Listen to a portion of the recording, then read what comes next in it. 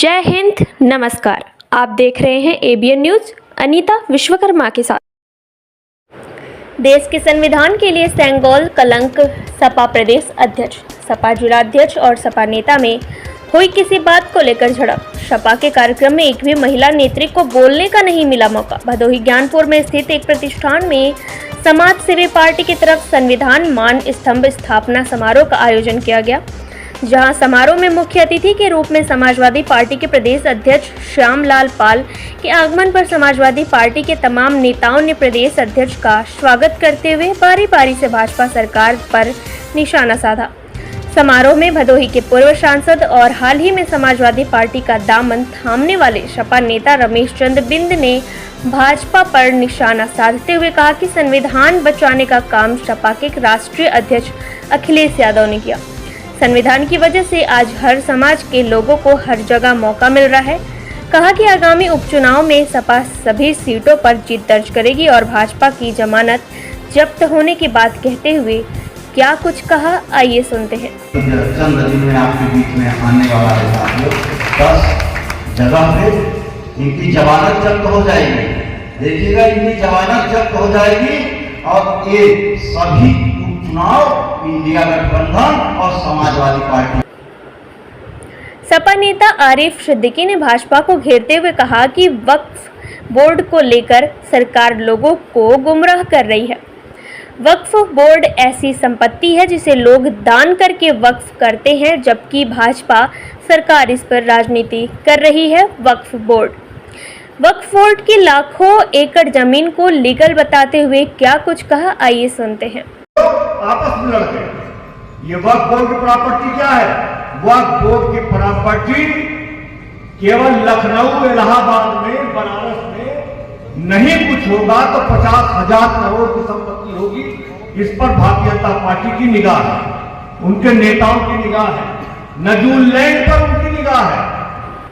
भदोही के विधायक जाहिद बेग ने कहा कि बुलडोजर के नाम पर गरीबों के मकान गिराए जा रहे हैं। प्रदेश में किसान युवा परेशान है, भ्रष्टाचार चरम पर है और पढ़े लिखे नौजवान भारत देश में बेरोजगार घूम रहे हैं। महंगाई पर भाजपा सरकार को पूरी तरह से फेल बताते हुए क्या कुछ कहा, आइए सुनते हैं। 4 लोग की गिरफ्तारी हुई, लेकिन मुख्यमंत्री जी ने सिर्फ यादव और मुसलमान को नाम दिया। मैं किसी का जमाती नहीं हूँ।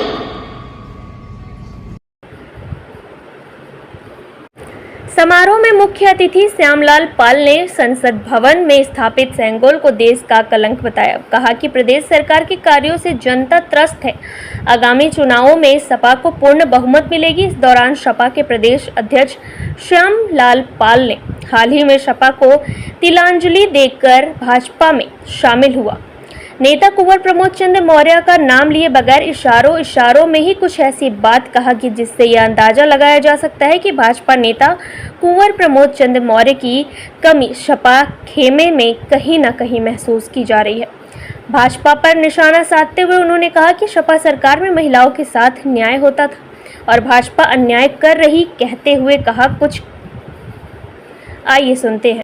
अपने गांव की बेटी की इज्जत की हिफाजत न कर सका, उसे अपमानित कर दिया।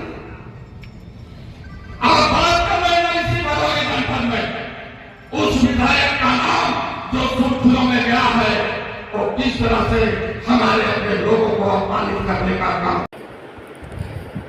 बताते चले कि जहां एक तरफ महिलाओं के प्रति सम्मान के साथ सपा सरकार में महिलाओं को प्राथमिकता देने की बात करते हुए भाजपा को घेरने की कोशिश करते नजर आ रहे थे, वहीं दूसरी ओर नजर डाले तो समाजवादी पार्टी के समारोह कार्यक्रम में मंच पर डॉक्टर नीलम मिश्रा, मधुबाला पाशी, अंजनी सरोज समेत तमाम सपा महिला नेत्री मौजूद होने के बावजूद भी किसी भी महिला नेत्री को मंच संबोधन के लिए न बुलाना राजनीतिक गलियारों में चर्चा का विषय बना हुआ है। बताते चले कि समारोह में उस समय असहज स्थिति उत्पन्न हो गई जब सपा प्रदेश अध्यक्ष मीडिया से रूबरू हो रहे थे। तभी अचानक किसी बात को लेकर समाजवादी पार्टी के जिला अध्यक्ष प्रदीप यादव और सपा नेता यशवंत यादव के बीच झड़प हो गई। हालांकि लोगों के समझाने के बाद मामला शांत हुआ। इस बारे में सपा नेता यशवंत यादव ने पार्टी की अंदरूनी मामला बताते हुए क्या कुछ कहा, आइए सुनते हैं। मैं समाजवादी पार्टी कार्यकर्ताओं को संदेश देना चाहता हूं। संघर्ष बहुत बड़ा है, जो हमारे सामने दो टीमें होती हैं किसी खेल में।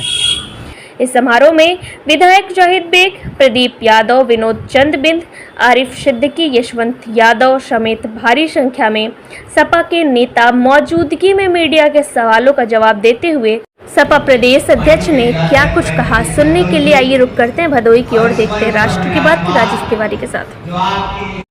संविधान मान स्तंभ स्थापित करने का कार्यक्रम था और साथ में संगोष्ठी कार्यक्रम, और संविधान मान स्तंभ स्थापित करने का काम जो भारतीय संविधान में उल्लिखित अधिकार हैं, पिछड़ों के लिए 340 अनुच्छेद, अनुसूचित जाति के लिए 341 अनुच्छेद और अनुसूचित जनजाति के लिए 342 अनुच्छेद है। इनमें जो ओबीसी, एससी, एसटी के लिए आरक्षण की व्यवस्था थी, देश की सरकार तमाम सारी संस्थाओं को बेच करके वो पूंजीपतियों के हाथ में कर दिया और यहाँ का नौजवान पढ़ लिख करके कंपटीशन की तैयारी करके वो नौकरी करने के लिए, रोज़गार करने के लिए कहाँ जाएगा। और जो कुछ बचे कुछ संस्थाएं हैं, उन संस्थाओं के लिए जब वैकेंसीज आती है तो वो वैकेंसीज के लिए कंपटीशन देने के लिए बच्चा जब परीक्षा देने के लिए आता है तो आज तक कम से कम बीजेपी के सरकार में 10 साल के शासनकाल में, 11 साल के शासनकाल में बीजेपी के और 7 साल के उत्तर प्रदेश के शासन में कम से कम 10 बार पेपर लीक हुए हैं और इस लीक के माध्यम से तो नौजवान नौकरी नहीं पा रहा है। इसलिए उन सभी मुद्दों को लेकर के एक कार्यक्रम आयोजित किए गए थे और किसानों को अपनी फसल का सही उपज का मूल्य नहीं मिल पा रहा है और इस देश में जो गरीब बच्चे हैं, वंचित लोग हैं, जिनके लिए पढ़ाई लिखाई इतनी महंगी हो चुकी है, उनकी फीस महंगी है, उनकी किताबें महंगी हैं और साथ ही साथ तमाम कंपटीशन की तैयारी के लिए जो कोचिंग संस्थाएं हैं, इतनी बड़ी फीस हो गई है। तो इस आवाज़ को लेकर के हम लोग भारत के हर गली कूचों में जाने का काम कर रहे हैं और उसी संकल्प को लेकर के जो हमारा संविधान खतरे में है, उस संविधान को बचाने के लिए माननीय राष्ट्रीय अध्यक्ष जी अखिलेश यादव जी ने वो पूरे देश में कार्यक्रम चला रहे हैं और हम लोग उनके सिपाही हैं और उस कार्यक्रम को सही अंजाम देने का प्रयास कर रहे हैं। जो विधानसभा का उपचुनाव होने जा रहा है उसमें अवधेश प्रसाद जी जिस सीट से जीते हैं, विधानसभा खाली हुई है, उसकी जिम्मेदारी योगी आदित्यनाथ ने ली है और जो डिप्टी सीएम है उन लोगों को भी अलग अलग सीटों की जिम्मेदारी मिली है। क्या कहेंगे? देखो भाई, लोकतंत्र में ईमानदारी की बात होगी तो समाजवादी पार्टी जीतेगी। अभी हमारे सांसद जी हैं मिर्ज़ापुर, आपने देखा होगा कि मिर्ज़ापुर का जिलाधिकारी पीछे का दरवाज़ा तोड़ करके ईवीएम के साथ क्या किया। मिर्ज़ापुर को सीट को हमारी ज़बरदस्ती हरा दी गई, फूलपुर की सीट को ज़बरदस्ती हरा दी गई, लोकसभा में हरा दी गई, फर्रुखाबाद की सीट हरा दी गई, मेरठ की सीट हरा दी गई, हाथरस की सीट। तो इसलिए निष्पक्षता और ईमानदारी से चुनाव होगा तो समाजवादी पार्टी और इंडिया अलायंस की 10 के 200 सीटें जीतेगी और भारतीय जनता पार्टी की सभी सीटें हार जाएंगी।